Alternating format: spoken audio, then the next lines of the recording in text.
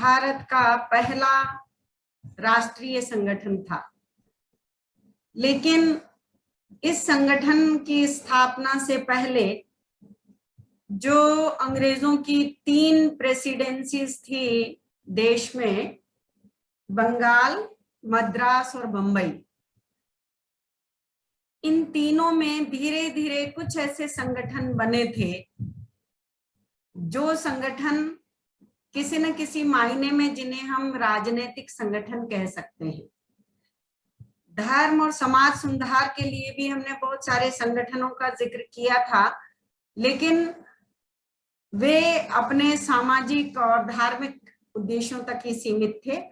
इसलिए भारतीय राष्ट्रीय कांग्रेस की 1885 में जब स्थापना होती है, उससे पहले वे कौन से प्रमुख संगठन थे उनकी हमको जानकारी होना जरूरी है। 2 चीजों के लिए हम हल्का फुल्का जिक्र करेंगे। पहले तो ये कि ये एक ऐसे पूर्ववर्ती संगठन हम कह सकते हैं जिन्होंने राजनीतिक सुगबुगाहट शुरू की, राजनीतिक मांगों की जरूरत रखी, भले ही स्थानीय स्तर पर ही सही। और दूसरा इसलिए कि क्योंकि इनकी अहम भूमिका थी हिंदुस्तान की राजनीतिक मांगों को रखने में, राजनीतिक जरूरतों को पेश करने में, इसलिए कहीं ना कहीं से आपकी परीक्षा में, चाहे वो आपकी प्रतियोगी परीक्षा हो, चाहे आपकी यूनिवर्सिटी की परीक्षा हो, उसमें सवाल पूछे जाते हैं। तो सबसे पहले हम उन संगठनों की बात करेंगे। उन संगठनों में सबसे पहला जो संगठन है, जो राजा राम मोहन राय के समय में तो स्थापित नहीं हो पाया, लेकिन उनके बाद स्थापित हुआ था, और जिसने जो हम कह सकते हैं पहला संगठन है राजनीति का है, वह है 1836 में स्थापित हुआ था बंग भाषा प्रकाशक समिति। ये जो बंग भाषा प्रकाशक समिति सभा थी, इसने सबसे पहले सरकार की जो नीतियां थी उनकी समीक्षा करना और उन नीतियों में क्या सुधार किया जा सकता है, यह सरकार के सामने पेश करना शुरू किया।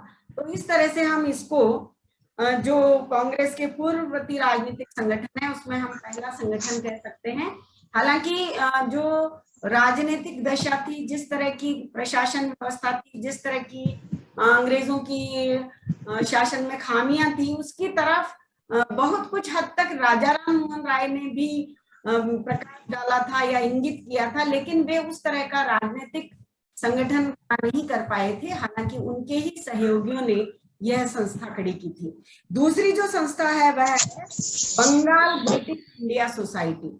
जो बंगाल ब्रिटिश इंडिया सोसाइटी है वो 1843 में स्थापित, लेकिन उससे पहले एक और जो संस्थाओं की, राजनीतिक संस्थाओं की दृष्टि से जो महत्वपूर्ण संस्था है वह है लैंड होल्डर्स सोसाइटी। ये जैसा कि इसके नाम से ही आपको जाहिर हो रहा है, यह जो संस्था थी वो बंगाल के भूस्वामियों की, जो जमींदार थे, तो जमींदारों के हितों को सुरक्षित रखने के लिए या उनके हितों की ब्रिटिश सरकार तक पहुंचाने के लिए ये संस्था बंगाल में की गई थी 1838 में। इसके बाद जो दूसरी संस्था वह है ईस्ट इंडिया। प्लीज अपने अपने माइक म्यूट कर लें, आवाज आ रही है। आप शुरू करते हैं उससे पहले अपने माइक म्यूट करके ही बैठे तो ज्यादा बेहतर होगा।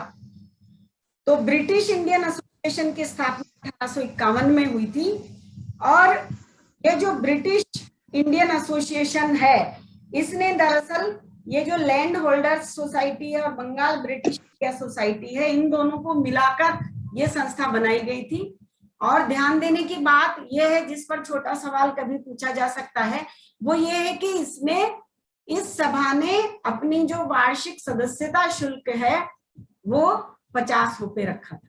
तो उस हिसाब से 50 रुपए ज्यादा होता है, लेकिन ये जो संस्था थी, जैसा कि आपको पता लग रहा है, एक तरह से अभिजात वर्ग की संस्था थी, उच्च वर्ग की संस्था थी, जो हिंदुस्तान के ज्यादा पढ़े लिखे लोग थे, जो ज्यादा संपन्न थे। लैंड होल्डर्स तो थे ही, तो उन तमाम उच्च वर्ग के लोगों की संस्था होने का एक प्रमाण हमारे पास ये भी लगता है कि इसकी सदस्यता शुल्क ज्यादा था उस जमाने के, उस दौर के राजनीतिक जागरण के हिसाब से। एक और संस्था का नाम आपने सुना होगा, पूना सार्वजनिक सभा। पूना सार्वजनिक सभा ये बंगाल से एसोसिएटेड नहीं थी, ये मुंबई से एसोसिएटेड थी और इसकी स्थापना 1867 में 1867 में महादेव गोविंद रानाडे ने की थी। महादेव गोविंद रानाडे को हम सामाजिक धार्मिक सुधार आंदोलनों में भी देख पाए हैं कि किस तरह से उनका बड़ा महत्वपूर्ण भूमिका थी उनकी हिंदुस्तान में सामाजिक जागृति में। इसके बाद जो संस्था आती है वह है इंडियन लीग। इंडियन लीग पर भी सवाल पूछा जा सकता है आपसे, क्योंकि इसने कहीं ना कहीं अपने उद्देश्यों में ही ये बात कही थी कि इसका जो मकसद है वह है राष्ट्रीयता की भावना जगाना। इसकी स्थापना भी बंगाल में हुई और शिशिर घोष ने इसकी स्थापना की थी। ईस्ट इंडिया एसोसिएशन 1866 में, इसकी खास बात यह है कि ईस्ट इंडिया एसोसिएशन की स्थापना भारत में न होकर लंदन में हुई थी और इसकी स्थापना हिंदुस्तान के जो ग्रैंड ओल्ड मैन कहे जाते हैं यानी कि दादा भाई नौरोजी ने की थी। और लंदन में भी उन्होंने इस मकसद से की थी कि हिंदुस्तान की जो समस्याएं हैं, भारतीय जनता की जो समस्याएं हैं, की जो समस्याएं हैं, उनसे वे वहीं ब्रिटिश सरकार को अवगत करा सके। जो एक और अगली प्रमुख संस्था है वह है इंडियन एसोसिएशन है। 1876 में इसकी स्थापना की थी आनंद मोहन घोष और सुरेंद्रनाथ बनर्जी ने। इसमें बाद में इंडियन लीग को भी शामिल कर दिया गया था। और ये इंडियन एसोसिएशन है सुरेंद्रनाथ बनर्जी जो भारत की राजनीतिक जागृति के प्रमुख पुरोधा हैं, उनकी ये संस्था है। और इसमें ध्यान रखने की बात यह है कि ये एक ऐसी संस्था थी जिसने लॉर्ड लिटन की उन तमाम दमनकारी नीतियों के प्रति अपना विरोध दर्ज किया। और वे सब तमाम नीतियां कौन सी थी? आप में से कोई अगर बता सकता है एक दो तो अपना माइक अनम्यूट करके बताइए, क्योंकि ये सब हमने बहुत डिटेल में पढ़ा है। लॉर्ड लिटन की एक दो नीति अगर आपको ध्यान, आर्म्स एक्ट, हाँ अनम्यूट करो अपने आप को। चलो, वर्नाकुलर प्रेस एक्ट है, दिल्ली दरबार है, बहुत डिटेल में हमने वो सब पढ़ा था। तो वो जितनी प्रतिक्रियावादी नीतियां थी, अफगानिस्तान के साथ युद्ध है, उन सब का विरोध इस संस्था ने, सुरेंद्रनाथ बनर्जी की संस्था ने इतराज जताया। विरोध उस तरह से नहीं जैसे हम आज की तारीख में सोचते हैं कि सड़क पर निकल गए, वैसे नहीं, लेकिन लॉर्ड लिटन की जो प्रतिक्रियावादी नीतियां थी उन नीतियों का विरोध इस संस्था ने किया था, जिसका नेतृत्व सुरेंद्रनाथ बनर्जी कर रहे थे। इसके बाद अगर हम बंबई की तरफ से फिर जाएं तो बंबई प्रेसिडेंसी एसोसिएशन एक महत्वपूर्ण संस्था, और फिरोजशाह मेहता है, तैयब जी है और केटी तेलंग, ये तीन प्रमुख लोग हैं जिन्होंने इसकी स्थापना 1885 में उस स्थान में की जिस सन में भारत के स्तर की, राष्ट्रीय स्तर की भारतीय राष्ट्रीय कांग्रेस भी स्थापित होती है। अब जब हम मद्रास प्रेसिडेंसी की तरफ देखते हैं तो मद्रास प्रेसिडेंसी में भी पहले एक संस्था स्थापित हुई थी, मद्रास नेटिव एसोसिएशन, 1852 के आसपास, लेकिन वो ज्यादा आगे तक नहीं जा सकी। उसका अस्तित्व भी 1857 तक आते आते खत्म हो गया। दूसरी जो संस्था है मद्रास महाजन सभा, ये काफी आगे तक रही। इसकी स्थापना भी 1884 में ही क्योंकि हुई थी। और स्थापकों में जो प्रमुख नाम है वो है सुब्रमण्य अय्यर, आनंद चार्लू, राघवाचारी आदि। इन लोगों ने भी इस संस्था के माध्यम से प्रशासनिक सुधारों की मांग की। तो ये कुछ प्रमुख वे संस्थाएं हैं जिनका रोल हम ये कह सकते हैं कि जिन्होंने भारत में एक राष्ट्रीय स्तर की संस्था की स्थापना से पहले अपने क्षेत्रों में अपनी अपनी जगहों पर तीनों प्रेसिडेंसीज में जो उनकी समझ थी, जो उनकी स्थानीय जरूरतें थी, जिस तरह की ईस्ट इंडिया कंपनी के बाद ब्रिटिश ईस्ट इंडिया कंपनी के समय भी और 1858 में ईस्ट इंडिया कंपनी के बाद जब ब्रिटिश क्राउन की सत्ता स्थापित हुई तो प्रशासनिक खामियों की तरफ, जिसमें खासतौर से ये था कि जो प्रशासनिक व्यवस्था है उसमें भारतीयों को प्रतिनिधित्व नहीं दिया जा रहा है, या सेना में नहीं दिया जा रहा है, या भारतीयों को विधायिका में कोई प्रतिनिधित्व नहीं है, और वो जो एक लॉर्ड लिटन ने किया था, उम्र घटा दी थी आईसीएस की परीक्षा की, तो उन सब मांगों को लेकर ये संस्थाएं और कहीं कहीं अपने वर्गीय हितों की सुरक्षा के लिए ये जो छोटी छोटी संस्थाएं स्थानीय स्तर पर प्रेसिडेंसीज के स्तर पर, 3 प्रेसिडेंसीज हैं, फिर मैं दोहरा रही हूँ, आपको बिल्कुल क्लियर होना चाहिए, बंगाल प्रेसिडेंसी, मद्रास प्रेसिडेंसी और बम्बई प्रेसिडेंसी। और हमने ये इस बात का भी आपको गौर करना चाहिए कि चाहे धार्मिक सामाजिक सुधार आंदोलन हो, वो भी कहीं ना कहीं इन्हीं तीनों प्रेसिडेंसी से पैदा होते हैं। और उसी तरह से जब हम राजनीतिक जागृति की बात करते हैं तो जो छोटे छोटे संगठन हैं, वे संगठन जो क्षेत्रीय स्तर के संगठन है और जिनकी ये लालसा है कि वे राष्ट्रीय, जैसे सुरेंद्र नाथ बनर्जी का जो संगठन है वो चाहते थे और वो घूमे भी भारत भर में कि वो एक राष्ट्रीय जागृति पैदा करें।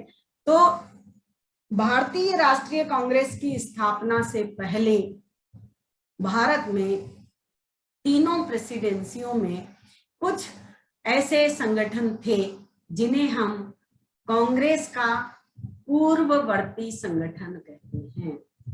जो सुरेंद्र नाथ बनर्जी हैं, इनका जो संगठन है इंडियन एसोसिएशन, वो एक ऐसा संगठन है जो कांग्रेस की स्थापना से पहले ही 1883 में एक सम्मेलन करता है कलकत्ता में और कोशिश करता है कि उसमें सारे भारत के जो जागरूक लोग हो वो शामिल हो। और 1885 में भी, जिस वर्ष में और जिस महीने में, बल्कि जिस महीने में कांग्रेस की स्थापना होती है 1885 में, उसमें भी सुरेंद्र नाथ बनर्जी अपने संगठन का एक सम्मेलन बुलाते हैं और उनकी बड़ी महत्वाकांक्षा है कि वे राष्ट्रीय स्तर का एक संगठन बनाकर देश के जनता की जो मांग है, जो जरूरतें हैं, ब्रिटिश सरकार से जो उनकी शिकायतें हैं, उनको वे संगठित तौर पर रख सके।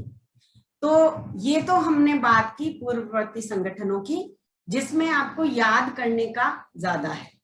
एक मैं ये भी कह दूं कि पिछले वाले सवालों का आप लोगों में से किसी ने भी इस बार उत्तर तैयार नहीं किया है, तो ये प्रश्न वाली मेहनत तो फिर मैं भी बंद ही कर दूं, क्या करना है जब आपका इंटरेस्ट नहीं है तो। मैम ढूंढने के बाद 3-4 ही मिले। जितने भी मिलते हैं उतने डालो, जितने आप लोग डालोगे, कोई दूसरा डालेगा, कोई तीसरा डालेगा, तब वो पूरा होगा। क्योंकि मुझे तो एग्जाम देना नहीं है, एग्जाम आपको देना है। या आप पूछ सकते हो, आप जो नहीं आता है वो डाल के छोड़ दो। तो आप जब तक साथ के साथ, भाई ऑनलाइन क्लास का मतलब ये है कि आप साथ के साथ जुड़कर सुनेंगे, तो आप जितना इस ऑनलाइन क्लास में सुन सकते हैं उतना फिर बाद में तो सोचते हैं कि ठीक है वीडियो आधी देखी आधी नहीं देखी, कहाँ ध्यान है कहाँ नहीं। दूसरा, साथ के साथ अगर आप सवाल तैयार कर लेंगे तो वो सवाल का जवाब आपको हमेशा याद रहेगा और दूसरे बच्चों को भी मदद मिलेगी। तो जो लोग इस बार, क्योंकि ऐसा हुआ कि किसी का जवाब नहीं आया है, तो आप लोग आपस में देख लें, इस प्रक्रिया को आगे रखें, क्योंकि आपसे ज्यादा मेहनत मुझे करनी पड़ती है और फिर उत्तर नहीं तो थोड़ी सी निराशा होती है। क्योंकि जिसके लिए भोजन पकाओ अगर वही नहीं जीमे और बिना जीमे ही कह दे कि अच्छा नहीं है, तो फिर बनाने वाली गृहिणी का मन तो खराब होता ही है। तो जो किचन में भी काम करते हैं और यहाँ भी उनको दोहरी जो ये है दर्द, तो थोड़ा सा आप करेंगे तो अच्छा लगेगा, आपके लिए तो फायदा है ही, लेकिन मैं भी फिर और मेहनत करूंगी। तो और अब प्रणव जी भी स्वस्थ होकर हमारे साथ जुड़ गए हैं, तो दो दो लोग आपको खींचने के लिए तैयार हैं। बस आपकी इच्छा शक्ति की जरूरत है। और अब आप कोई बहाना नहीं कर सकते, यहाँ जाना है वहां जाना, बीमार हो गया था, दादाजी के साथ चला गया था, बुआ जी की शादी में गई था, क्योंकि अभी तो सब कुछ बंद है। अभी तो सिर्फ एक ही काम है पढ़ाई का, तो उसको करो। तो अब आगे हम बात करते हैं भारतीय राष्ट्रीय कांग्रेस की स्थापना। ये सवाल, ये मुद्दा, ये विषय आपको बहुत साफ तौर पर समझने की जरूरत है, क्योंकि इसकी स्थापना को लेकर एक डिबेट है। और वो जो डिबेट है वो है कि इसकी स्थापना का मिथक क्या है और यथार्थ क्या है। यानी कि भारतीय राष्ट्रीय कांग्रेस की जो स्थापना 1885 में हुई, जिसे आप बचपन से पढ़ते आ रहे हैं, वो उसका कारण क्या था। तो अभी तक जो हमने पढ़ा था, जो पढ़ाया जाता रहा है, वो ये है कि भारतीय राष्ट्रीय कांग्रेस की स्थापना ए ओ ह्यूम ने की थी। और ए ओ ह्यूम भारत के निवासी थे कि नहीं थे? ए ओ ह्यूम ब्रिटिश रिटायर्ड अधिकारी थे, अंग्रेजी सेवा से रिटायर हुए थे, रहने वाले थे।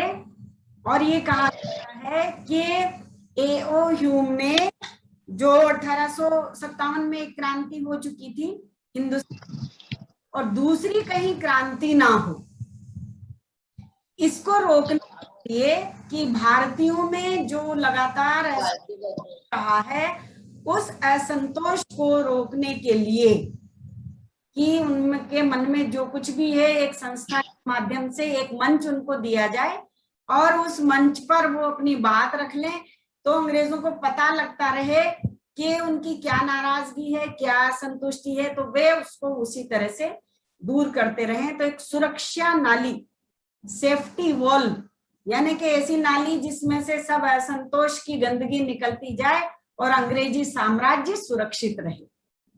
ये एक थ्योरी है, एक सिद्धांत है भारतीय राष्ट्रीय कांग्रेस की स्थापना का। और इसका आधार क्या है? इसका आधार ये है कि विलियम वेडरबर्न एक व्यक्ति हुए हैं जिन्होंने ए.ओ. ह्यूम की जीवनी लिखी थी, बायोग्राफी लिखी। और उस बायोग्राफी में उन्होंने ये लिखा कि ए.ओ. ह्यूम जो खुद ब्रिटिश, ध्यान से समझना, आप नहीं समझ में आए तो सवाल करना, एक नहीं 10 बार करना, पूछना, जितना मुझे समझ आएगा मैं आपके सवालों का जवाब दूंगी। तो ये जो ए.ओ. ह्यूम है, जो 1878 में ब्रिटिश सरकार के अधिकारी हैं, वेडरबर्न का ये कहना है, उनके जीवनी लेखक का, कि इन्होंने शिमला में, जो अंग्रेजों की उस जमाने में राजधानी हुआ करती थी, वहां एक रिपोर्ट उन्होंने देखी, पुलिस की खुफिया रिपोर्ट, और उस रिपोर्ट में ये लिखा हुआ था कि भारत में बहुत ज्यादा असंतोष है नीचे के तबके में और वो कभी भी फूट सकता है, तो वापस हिंदुस्तान में क्रांति हो सकती है। इससे बचने के लिए कि वे क्रांति करें, उससे पहले उनका एक संगठन बना दिया जाए। और इसलिए ए.ओ. ह्यूम ने बहुत पहल करके और डफरिन के साथ मिलकर भारतीय राष्ट्रीय कांग्रेस की स्थापना की, ऐसा कहा गया। और ये जो थ्योरी है, इस थ्योरी को, इस सिद्धांत को सबसे पहले लाला लाजपत राय ने 1916 में इसका बयान दिया था, इसकी व्याख्या की थी।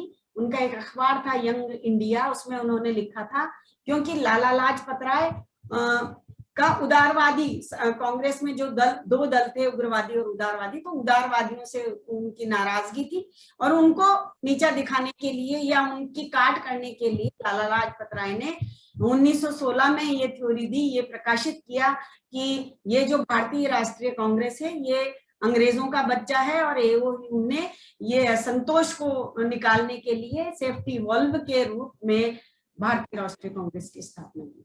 ये जो थ्योरी एओ ह्यूम ने दी, आगे इसको लेकर तमाम इतिहासकार ले उड़े और जितना भी इतिहास लेखन हुआ हिंदुस्तान में, मतलब 1950 तक तो हम कह सकते हैं कि 1950 तक जितना इतिहास लिखा गया भारत का, उसमें जो बड़े बड़े नाम हैं उसमें साम्यवादी लेखक भी शामिल है, उदारवादी लेखक भी शामिल है और दक्षिणपंथी भी शामिल है।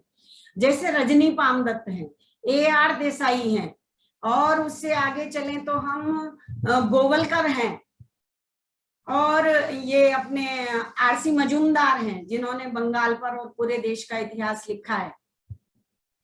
इन सब ने ये कहा कि ये थ्योरी सही है और वाकई में भारतीय राष्ट्रीय कांग्रेस की स्थापना एक सुरक्षा नलिका के तौर पर हुई थी।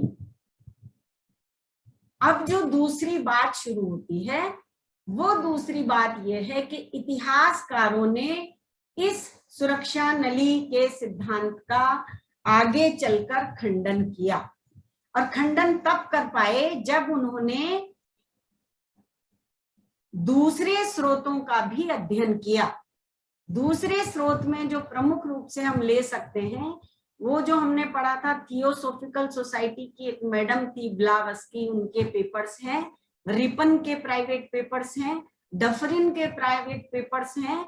उन सबको पढ़ने के बाद इतिहासकार और खास तौर से विपिन चंद्र ने बकायदा तथ्यों के साथ ये स्थापित किया कि भारतीय राष्ट्रीय कांग्रेस की स्थापना डफरिन और एओ ह्यूम के ने मिलकर किसी नियोजित तरीके से अचानक नहीं की थी। दरअसल जिस वेडरबर्न जिस खुफिया रिपोर्ट की बात करता है, वो रिपोर्ट दरअसल ध्यान से सुनिए, वो रिपोर्ट क्या थी कि एओ ह्यूम भी हिंदुस्तान के साधु संतों और उनके चेलों की भविष्यवाणी में विश्वास करता था। और ये जो रिपोर्ट थी, ये रिपोर्ट उन्हीं की थी। ये जो हिंदुस्तान में धर्म गुरु होते हैं हमेशा कह देते हैं ना, जैसे 1857 की क्रांति में भी उन्होंने कहा था कि भाई अब 100 साल हो गया है और अब भविष्यवाणी है अंग्रेजी राज जाएगा, इसलिए लोगों ने क्रांति करी, लेकिन अंग्रेजी राज गया नहीं। और भी भविष्यवाणियां आपके दैनंदिन जीवन में होती रहती है, आप देखते ही हो। गांव में कोरोना के बारे में भी एक महाराज पिछली बार उतार रहे थे, कह रहे थे मैं भगा दूंगा। तो ये तमाम चीजें इस देश की बुनावट में है, लेकिन आपको सार निकालना होता है। तो वो सारे ने उन धर्म गुरुओं और चेलाओं के कहने पर माना और उन पे विश्वास करके किया। इसी तरह की कोई खुफिया पुलिस की रिपोर्ट नहीं थी कि हिंदुस्तान में क्रांति होने वाली है। तो ये दूसरे पेपर्स को पढ़कर इतिहासकारों ने सुरक्षा नली का जो सिद्धांत है उसे अस्वीकार किया है और ये कहा है कि फिर अच्छा दूसरी बात ये होती है, जो इसके आलोचक हैं वो कहते हैं कि चलो मान लो ठीक है, ये बात नहीं है कि डफरिन और एओ ह्यूम ने सेफ्टी वॉल्व के तौर पर कांग्रेस की स्थापना की, तो फिर एओ ह्यूम को क्यों साथ लिया? तो ये सही बात है, वाजिब सवाल है, इसका जवाब भी देना चाहिए। तो इसका जवाब ये है कि इसमें कोई दो राय नहीं है कि एओ ह्यूम अपने व्यक्तिगत विचारों के तौर पर एक निहायत उदारवादी और आदर्शवादी व्यक्ति था, प्रशासक था, और उसके पिताजी का बहुत बड़ा रोल रहा था ब्रिटेन में उदारवादी दल को विकसित करने में, और वे एक सक्रिय कार्यकर्ता थे उसके। तो उनका जो उनकी विचारधारा थी वो निजी तौर पर वे चाहते थे कि भारतीयों की समस्याएं हल हो। ऐसा एक भाषण भी उन्होंने कलकत्ता विश्वविद्यालय में दिया था जो ऑन रिकॉर्ड है, और उस से भी पता लगता है कि वे चाहते थे कि देश में एक ऐसा संगठन हो जिसमें उदारवादी तरीके से लोग संगठित हों और अपनी जायज मांगे रख सके। तो क्योंकि एओ ह्यूम इस तरह के व्यक्ति थे जो चाहते थे संस्थाओं का विकास, और इस समय देश में जो लोग धार्मिक सामाजिक सुधार आंदोलन से आगे बढ़कर चाहते थे कि देश में एक राजनीतिक राष्ट्रीय स्तर की संस्था स्थापित हो।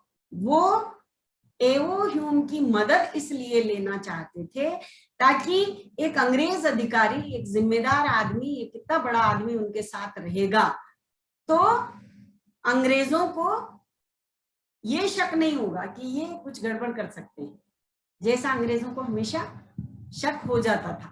तो और 1857 गुजर चुका था तो अंग्रेज वैसे भी सबको शक की निगाह से देखते थे।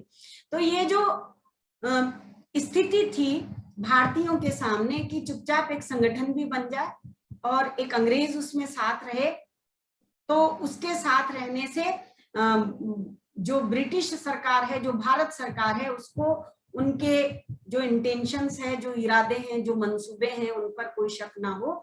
इस दृष्टि से उन्होंने उनका साथ लिया, एवो ह्यूम का, और भारतीय राष्ट्रीय कांग्रेस की स्थापना की। तो आपको ये बात याद रखनी है, भारतीय राष्ट्रीय कांग्रेस की स्थापना किसने की और भारतीय राष्ट्रीय कांग्रेस के अध्यक्ष, वो एक अलग चीज है। तो इस तरह से भारतीय राष्ट्रीय कांग्रेस की स्थापना हुई और उसने बहुत अपने पहले ही उसमें स्पष्ट कर दिया कि उसका मकसद क्या है। उसका मकसद है एक धर्मनिरपेक्ष और लोकतांत्रिक तरीके का संगठन बनाना। तो अगर अंग्रेजों का हाथ है तो वो क्यों चाहेंगे कि धर्मनिरपेक्ष, वो तो फूट डालो राज करो की नीति में पहले ही धर्म में हस्तक्षेप कर करके बढ़ावा दे रहे हैं। तो ये जो भारतीय राष्ट्रीय कांग्रेस की स्थापना हुई, यह देश की राष्ट्रीय महत्वाकांक्षाओं की अभिव्यक्ति का पहला राष्ट्रीय स्तर का संगठन था। और इसकी स्थापना से कि अगर हम शुरू के 4 अधिवेशन देखेंगे तो आप देखिए इसके जो मकसद हैं, जो इरादे हैं, इनका है अपनी हम मांग रखेंगे, हम ज्ञापन देंगे, हम प्रार्थनाएं करेंगे, हम ब्रिटिश सरकार से बार बार याचनाएं करेंगे कि वे हमारे साथ जो दिक्कतें हैं, हमारे साथ जो शासन जिस तरह से वे कर रहे हैं उसमें सुधार करें, क्योंकि ये वे लोग हैं जिनको अंग्रेजों की सदाशयता पर विश्वास है, उनकी सांस्कृतिक सर्वोच्चता पर भी विश्वास है। तो इन लोगों ने जब भारतीय राष्ट्रीय कांग्रेस की स्थापना कर एक मील का पत्थर गाड़ा भारत के राष्ट्रीय आंदोलन की दिशा में, तो पूरे भारत में इसका मैसेज देने के लिए आप केवल शुरू के 4 अधिवेशनों को देखिए। शुरू के चारों जो अधिवेशन हैं वे हिंदुस्तान के 4 कोनों में होते हैं और सभी धर्मों के लोगों को साथ लेने की दृष्टि से सब तरह के धर्म के चारों अधिवेशनों में 4 अलग अलग धर्मों के लोग उसका प्रतिनिधित्व करते हैं। तो इस तरह से एक संगठन बना और धीरे धीरे उसने भारतीय राष्ट्रीयता को नेतृत्व देने का काम किया। और टाइम का संकेत हो गया है, कुछ सवाल हैं, तो सवाल अगर आप इंटरेस्टेड हो तो मैं लिखाऊं, नहीं तो फिर हम कुछ चर्चा करें। और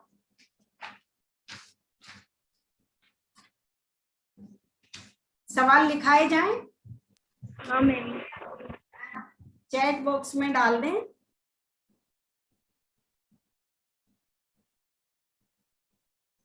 पिछले सर्व सवाल भी आप करके देंगे इस शर्त पर, ठीक है?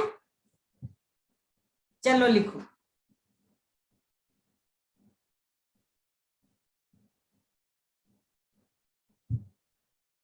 पहला सवाल लिखिए, भारत में गठित पहले राजनीतिक संगठन का नाम बताइए।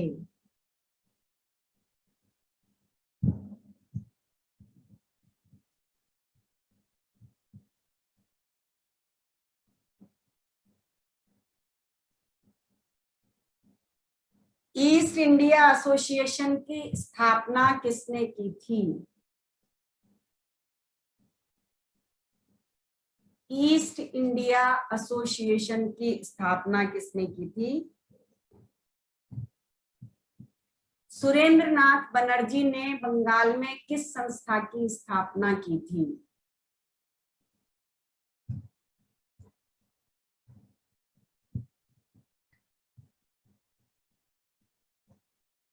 भारतीय राष्ट्रीय कांग्रेस की स्थापना बंबई में कहाँ हुई थी? ये सवाल यूपीएससी में भी पूछा गया है।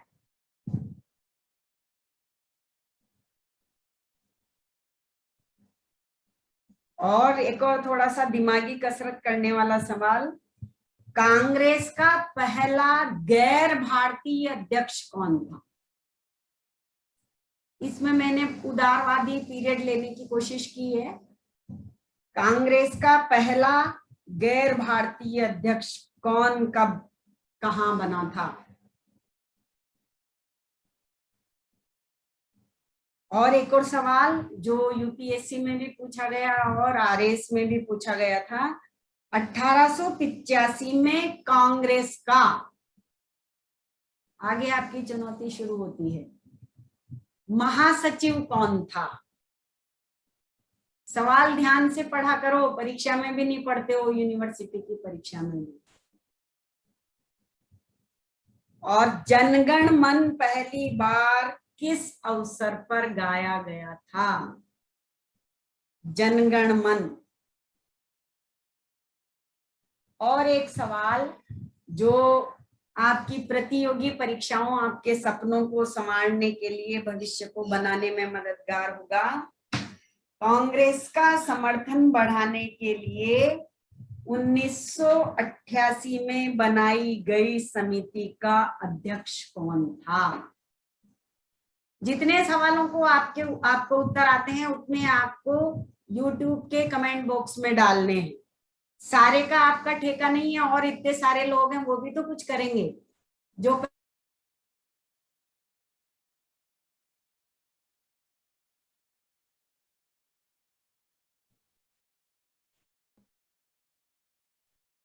ये लिख लिया, कांग्रेस का समर्थन बढ़ाने के लिए 1988 में बनाई गई समिति का अध्यक्ष कौन था? और नेक्स्ट है, कांग्रेस पतन के लिए लड़खड़ा रही है और मेरी बड़ी अभिलाषा है कि इसकी शांतिपूर्ण मृत्यु में सहायक बनूं, किसने कहा था?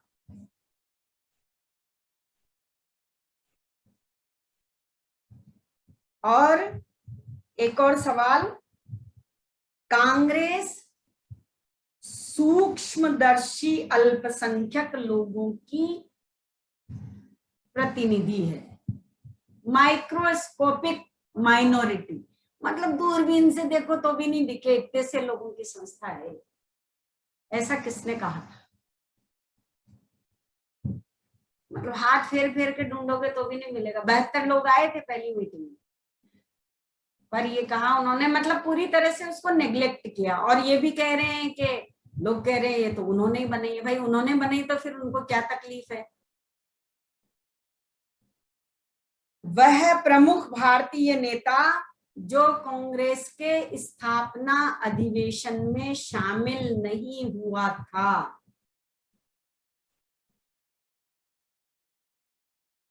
ये आपकी REET, NEET, SLET, slate, plate, lecturership, IAS, teacher, जो भी बनना चाहो उस दृष्टि से इसकी तैयारी कर लेना। और जो टीचर बन गए हैं वो और आगे जो बढ़ना चाहें उनके लिए भी है। अब प्रणव जी सर आपका स्वागत है, आप कुछ बोलिए। अब मैं अपनी बात यही खत्म करती हूँ, अभी हमारे पास 4.5 मिनट। जी मैम, बहुत अच्छा टॉपिक था, बहुत अच्छा टॉपिक था। और इस टॉपिक पे जो एक स्पेसिफिक बात मैं बताना चाहूंगा, बिल्कुल बिल्कुल, कि हर राज्य जो अपनी राज्य स्तरीय परीक्षाएं लेता है ना, उनमें राज्य का कुछ खास तौर से पूछना चाहता है। हाँ। विगत दिनों एओ ह्यूम पर एक प्रश्न आया यूपी पीसीएस परीक्षा में कि एओ ह्यूम की मूर्ति किस नगर में स्थापित है। तो ये संयोग की बात है, हमारा पूर्व जिला रहा इटावा, और इटावा में ही ये कलेक्टर थे हूम, लंबे समय तक इटावा के कलेक्टर रहे हैं। और बिल्कुल आपने सही कहा कि सामाजिक कार्यों में रुचि लेते थे, उदारवादी थे। और इटावा में जो लोकल डॉक्यूमेंट थोड़े बहुत बचे हैं कलेक्ट्रेट में, उनको संभाल के रखा गया है। और कई शोधार्थियों ने हूम कालीन इटावा पीएचडी की है, उनके समय की सामाजिक स्थिति कैसी थी इटावा की, और उस प्रतिमा का लगाया जाना, मूर्ति का कलेक्ट्रेट में लगाया जाना जो आज भी बनी हुई है, मेरे ख्याल से अपने आप में उनकी सामाजिक स्वीकृति की एक प्रतीक के रूप में देखी जा सकती है। और जैसा कि आपने प्रश्न के माध्यम से पूछ लिया, महासचिव लंबे समय तक कांग्रेस के आरंभिक महासचिव, बच्चे क्या अध्यक्ष तो रट लेते हैं लेकिन महासचिव की तरफ ध्यान नहीं जाता है। बिल्कुल बिल्कुल, उत्तर तो इनको ढूंढने देंगे सर, हम लोग इनको उत्तर ढूंढने दें। और आपने बहुत अच्छी जानकारी दी और आपको एक सवाल भी बना दिया सर ने। हाँ की बात है, सर के नेटिव जगह की बात है। हाँ, और कोई बच्चे भी कुछ बोलना चाहते हैं तो? प्रीति ने कुछ सवालों के आंसर भी दे दिए हैं भाई। प्रीति शर्मा के आंसर आ रहे हैं। गोकुलदास तेजपाल संस्कृत विद्यालय में ये हुई थी सभा और सूक्ष्मदर्शी इसको डफरिन ने कहा था और कांग्रेस लड़खड़ा रही है और मैं इसकी उसमें शामिल होना चाहता हूँ, ये कर्जन ने कहा था। ये सब आंसर प्रीति तुम्हें कमेंट बॉक्स में भी डालने हैं।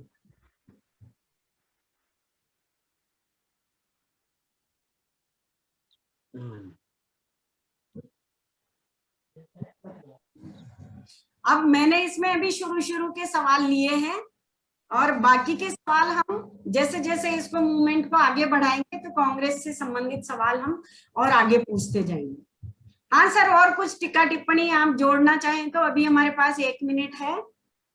नहीं मैम, बहुत अच्छा। बस इसके लिए जो आपके लगातार लेक्चर लेने से एक अच्छा एटमॉस्फेयर क्रिएट हो रहा है और बराबर उत्साह बना हुआ है बच्चों में भी, और मैं समझता हूँ धीरे धीरे प्रश्नों के उत्तर मिलने लगेंगे और अच्छे छात्र दिन पर दिन जुड़ते जाएंगे जैसे जैसे सूचना लोगों तक पहुंचेगी, छात्रों तक। और मैं भी क्लास अगली बहुत जल्दी ही लेना शुरू करूंगा और ये सिलसिला बराबर चलता रहेगा। सर आपकी वजह से तो मैंने थोड़ी जल्दी ली है क्योंकि फिर गैप हो जाता और सवाल के जवाब दे रहे हैं लगातार। ये इस बार पिछली बार किसी ने नहीं दिया, इसलिए मैंने इनको याद दिलाया।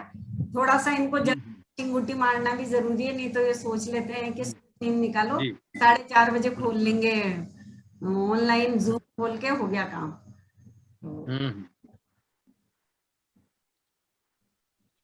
और कोई सवाल आपके पास हो बच्चे तो आप सवाल और भी पूछ सकते हैं। इस पर बड़ा सवाल भी आता है, आप इसको स्पष्ट करें कि क्या कांग्रेस